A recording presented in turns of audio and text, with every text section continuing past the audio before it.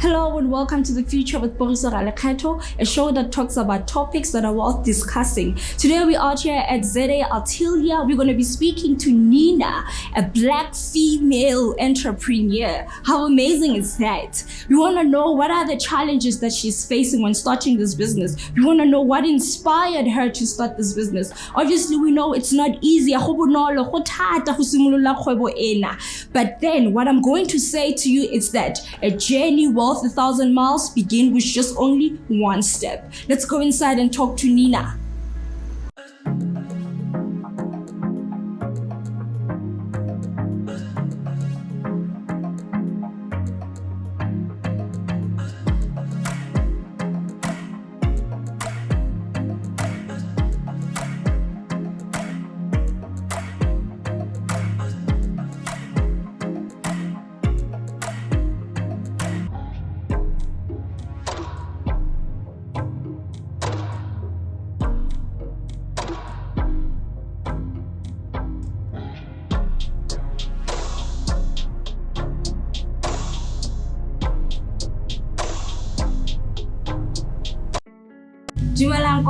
As I said, I am chilling with one of the greatest designer. How are you, Nina? I'm fine, yourself? I am good. I'm so happy I'm wearing one of your clothes. Yeah. How do you feel? Oh my goodness, I can't even describe. So tell us more about you. Who is Nina? Nina is Nina Sedumedi, born and bred in Soweto, Midlands, Diepkloof, and I was raised by two parents, my mom and dad. My dad was a visual artist. My mom, she was a fashion designer at her prime time. Oh. And I think that's where Nina comes from. Nina developed, it was second love to be a fashion designer because I was raised in an artistic family. So fashion was never my dream. Really? I only decided when I was doing my matric year that I want to be a fashion designer. It was June, I still remember vividly. And What came to mind? it's because that time we were having IT and PR as courses, and I knew that I don't want to be in an office. I've even tried, after university, I even tried to go on interviews, go at Cornell, but I couldn't crack it because it was the environment I didn't want. So for me to decide to be a fashion designer, it was running away from IT and PR and everything else, and I had to learn very quickly to be a fashion designer. But it was not difficult because I was raised in a family whereby there's art. Everybody's creative around me, so it was not a difficult choice to make. Oh, that's great. How was it growing up? Growing up, I have 3 siblings. I'm the third one, and there's a younger one after me, and our family, it's where you talk about everything. When we come from school, we would sit around and talk about the experiences of the day. So my upbringing was very free-spirited. My parents are free-spirited, and they made it sure that whatever choice you make, it's your choice, it's not their choice. And they difficult. No. And they would support you through whatever you want to explore. So it was very easy being raised in that family. So yeah, and they still my support system. I still go to mom and say, Mom, H1, 2, 3 is missing. Can you? Yeah. She's always been supportive. Yes. And my younger sister, I can always say, you know what, I don't know how to put this in English because she has a background in journalism. I can always say, I don't know how to put this in words. Can you help me? And that is the support you need. Support, it doesn't mean money or anything, but in any aspect, then support is very vital. So yeah. Did you like were you maneuvering around school, changing schools, or you were just went to the same primary and went to the same high school? Because I was born and raised between Midlands and Diepkloof, so we would obviously change location, and therefore, but my schooling happened in Midlands, all of it, and then a bit of Northwest for 2 years, and then I came back to Midlands. Where in Northwest? In Muruleng. Muruleng, Rustenburg. Yes. Yeah, so I matriculated, got to Dolori High School. It's in Middleland Zone 1. And I studied fashion for UJ. It was still Vets Technicon, but now it's UJ. And it was not an easy journey, given that you are from Soweto High School and then you have to incorporate your education to... It was difficult because first thing that you need to do, you have to research a lot when you study fashion. And research was not a norm in a township school. You didn't even know how to do projects, how to research a topic. The English was bad. Like, it was a very difficult to maneuver around education. But it happened. I'm here, I graduated, we didn't die. So yeah. Where did you graduate? Sorry? Where did you graduate? I graduated 2005. 2005 in UJ. Yeah. UJ. Yeah. How was it? Tell me the feeling. I don't get graduating. I don't know. Maybe at that time, I don't know. I don't even remember getting excited over it because I think we started in a class of 30, but when we graduated, it was only 5 of us. So it means you were persistent. It was a 3-year course. I did 5 years because I had to do the navigation course, which it teaches you to learn how to speak English, how to research, how to... So I started with that one to navigate into the university from. And then after that one, it was 3 years. 3 years of study. And I think I failed few subjects on the way. I had to repeat some. That's why it took me 4 years instead of 3 years. Yeah, but it was a national diploma, so it's 3 years. So with growing up with your parents, what is that one thing you will never forget? My dad always told us that we are special.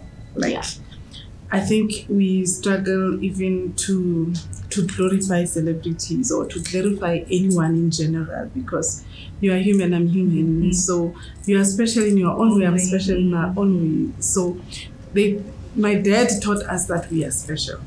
My mom taught us that you don't look down on anyone. So that is 2 very important lessons, that you are special, but you don't have to look down on people. So this one brings this element, this one brings this element. Even if there's nobody on earth, even a person that is sleeping on the street, they could help you.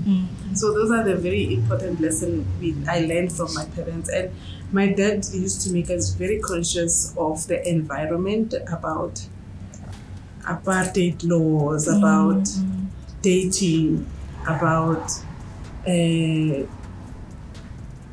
like now we struggle with gender-based violence. It has always been there, but my dad would make sure that we understand that this is gender-based violence, and some women they prefer it, but my child, this is not right. So we are very aware of abusive people, so we would never be abused because our dad taught us that we are special and you can't be abused because you are my child, I love you. So those are the important lessons we learned.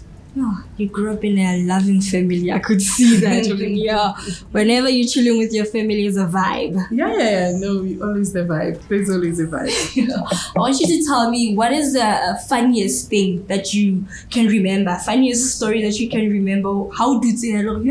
That was so embarrassing that I really went through that.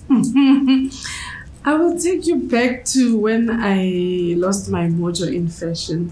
I went to work in the US. And when I went to the US, most of the team that I was working with, it was mostly white people. And coming from South Africa, we don't socialize with white people. Like especially guys. Yes, something else, you know. So it was very difficult for me to adjust to that environment. And my friends, they'll be like, when you have to go because you can't socialize with people. So at that time I was not even drinking alcohol. No, no, no. So they said to me, no man, Nina, take wine, you will relax. Like, that thing tastes bad. Like, okay, let's take Amarula.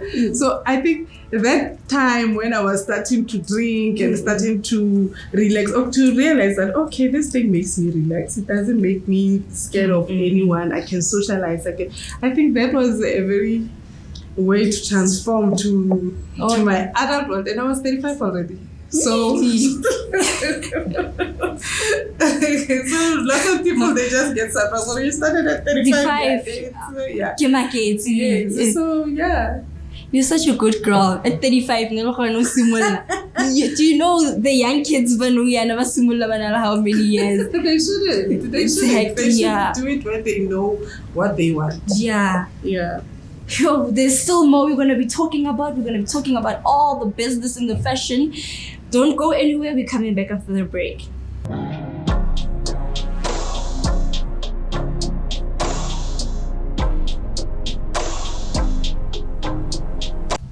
Welcome back to the future, and my name is Borisana Lekhaito. We are still chilling with Ausi Nina.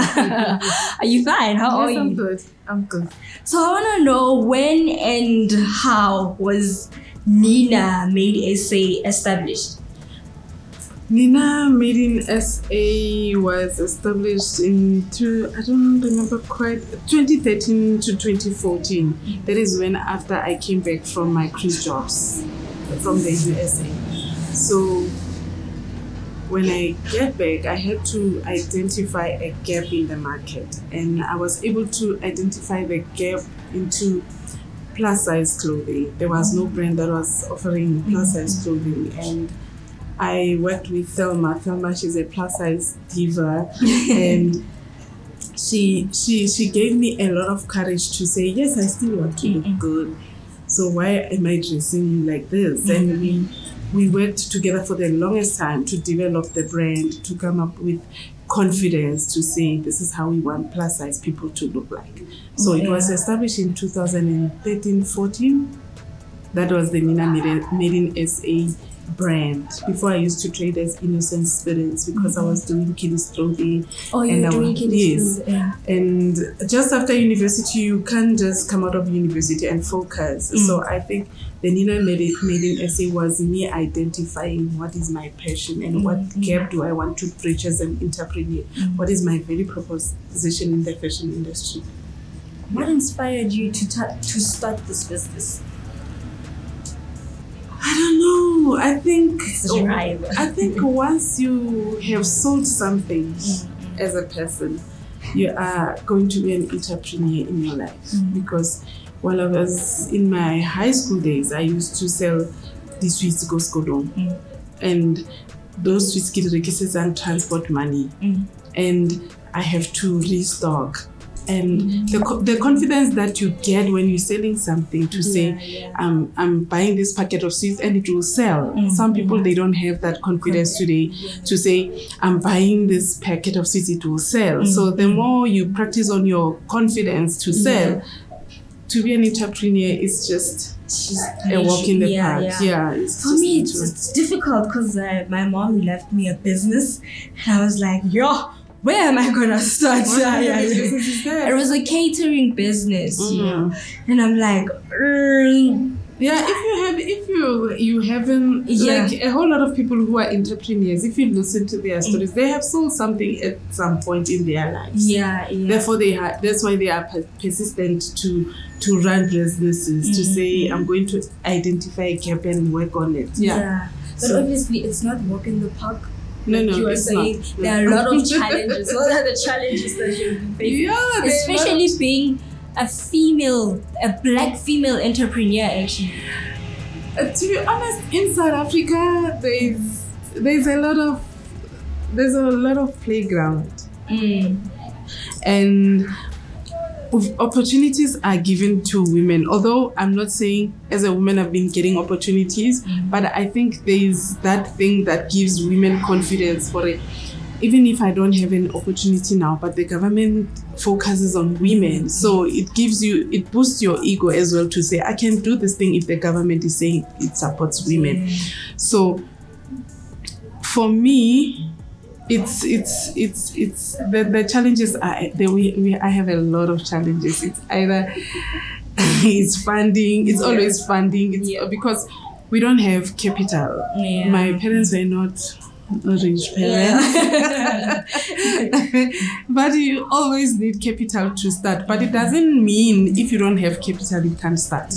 Yeah. So the challenges that you come across, you can live with them because you started without anything. So even if you have a challenge, you don't even see it as a challenge. You just have to work through it and continue. So I think that's where I can't even say what is my challenge as a person. But in business, there are a lot of challenges. You need working capital. As well as you need the benefits. Money benefits of being an entrepreneur. Yeah, Of course, What there are lots of benefits. like You control your time.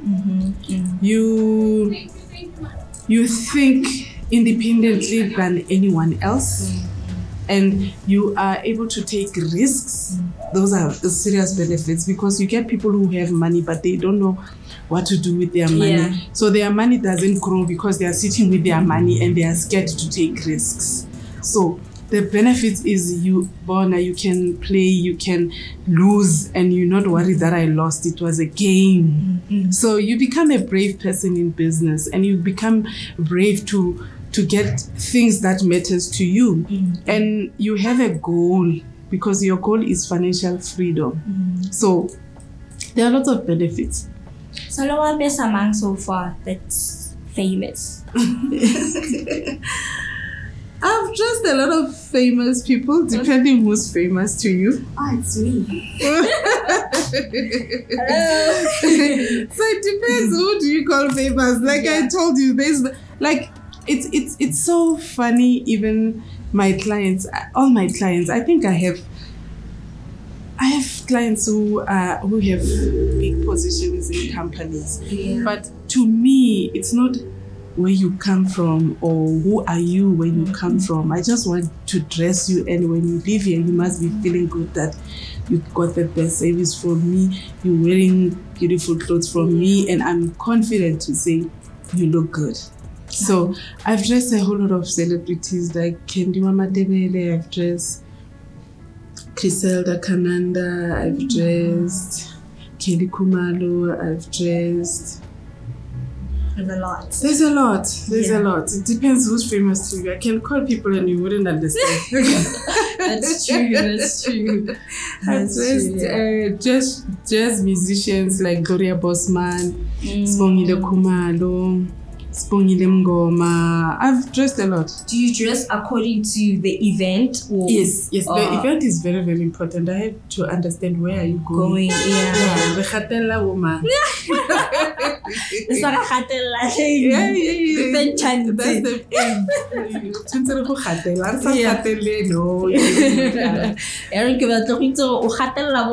When you are here in the shop. It depends. What do you mean, everybody who I lives can here? being a boss, it's not easy, you know. Yeah. How say Namo? Do you feel like No. No, You know, I'm always myself. I'm always myself, and I always want to look good. That's the other thing. I can't make you look good if I don't look good. Yeah, that's true. That doesn't work. True. So I can tell you more, but can you feel free that I can dress you? Yeah, that's what it important. is. Yes, that's what it is. Yeah. Oh. So there's more we're going to be talking about. Don't go anywhere. We're coming back.